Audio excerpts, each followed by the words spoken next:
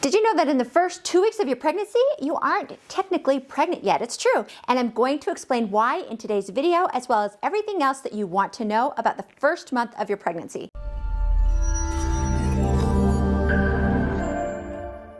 Welcome back to Diana in the Pink. Today is part 1 of a 9-part video series walking you through pregnancy month by month, including everything that you need to know about that month of your pregnancy, including baby development, pregnancy symptoms and how to help with them, what to expect at your OB appointments, and tips and tricks to help you along the way. By the way, if you're new here, my name is Diana. I'm a physician assistant specialized in women's health and gynecology, and I am also a mommy to 4. On this channel, we talk about women's health, pregnancy, babies, and also just being a mommy. So if that interests you, then be sure to subscribe, and also let me know in the comments section what brought you here. Are you pregnant now? Are you thinking about pregnancy? I love reading all of your comments. Now, month 1 of your pregnancy is very, very early in your pregnancy. Now, like I mentioned earlier, week 1 and 2 is before your egg has been fertilized and even before you've ovulated. So we start counting pregnancy the first day of your last period. So you start counting the days of your cycle starting the first day of your last period as day number 1. So if you have a regular cycle every 28 days, your egg will be released from your ovary at around day 14. We call this ovulation. After ovulation, that egg travels down the fallopian tube towards your uterus. And if a sperm is present, it usually fertilizes the egg there in the fallopian tube.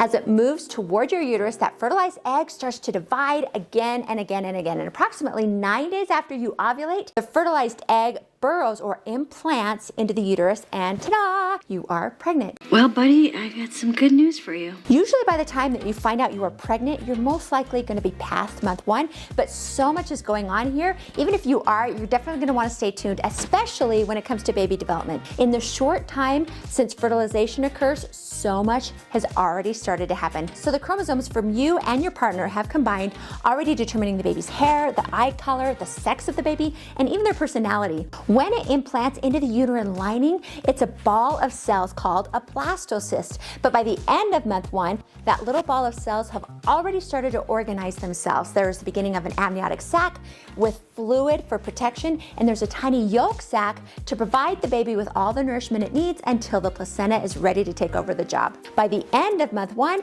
your baby is 2 millimeters long and about the size of a poppy seed. Let's talk about you, because even though it's very early, even at month 1, some women can start to feel some pregnancy symptoms. Now, usually the first symptom that a woman notices is a missed period, and that's often what prompts you to take your first pregnancy test, which is now positive. And once you become pregnant, your pregnancy hormones start to go up, which makes you feel really tired and also really moody. That's normal. So when you need to, make sure to rest, take naps, and sleep in when possible. Your body is growing a human being, and that's a lot of hard work. So make sure to give yourself plenty of rest. Pregnancy hormones can also make your breasts more tender. Morning sickness can sometimes start this early, but usually it doesn't start till around 6 weeks. By the way, morning sickness doesn't just happen in the morning. It can happen any part of the day or night, and I think it was grossly mislabeled. It should be called all-day sickness. About 30% of women don't experience morning sickness at all. Lucky ducks. Another fun symptom is that, again, due to increased pregnancy hormones, you have to pee more often during the day, but also in the middle of the night. Okay.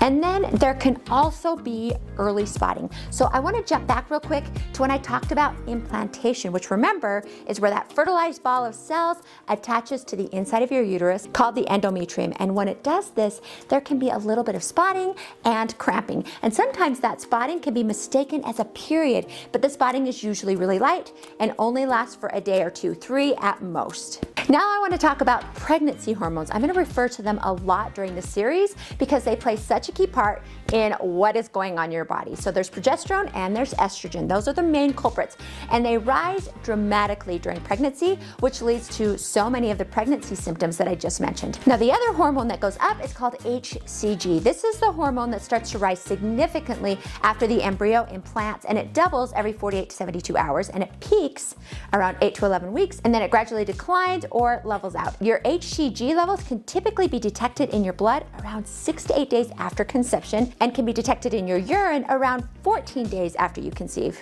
In other words, the blood test that your OB does can detect a positive pregnancy test earlier than a home urine pregnancy test. This early in your pregnancy, there isn't too much that you need to do differently. You're gonna wanna avoid raw or undercooked fish or meat, and then also unpasteurized dairy. Smoking, alcohol, and drugs are an absolute no.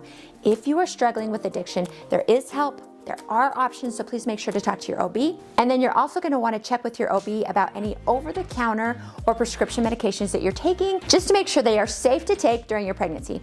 You're also gonna wanna make sure you are taking your prenatal vitamins with 400 micrograms of folic acid. Prenatals not only help to give your body the vitamins it needs during your pregnancy, the folic acid is important to help prevent certain birth defects called neural tube defects. Now, once you know that you're pregnant, you're gonna wanna give your OB or your midwife a call to schedule your first appointment. Now, how soon they will see you is really based on their office policies. At my clinic, we would see patients as early as 6 weeks, but my personal OB didn't schedule their first OB appointment until 12 weeks. But that's assuming everything is going well and you aren't having any problems. If you are having any unusual symptoms like pain, fever, or bleeding, they're gonna see you earlier. Now, on that note, please remember that this video is only for educational purposes. It's not intended to diagnose or treat you or to give you any medical advice. So if you are having any symptoms that you're concerned about, make sure to get that checked out by your own OB. Now, if you enjoyed this video, but you want a more detailed, in-depth look at pregnancy, I have made an entire pregnancy series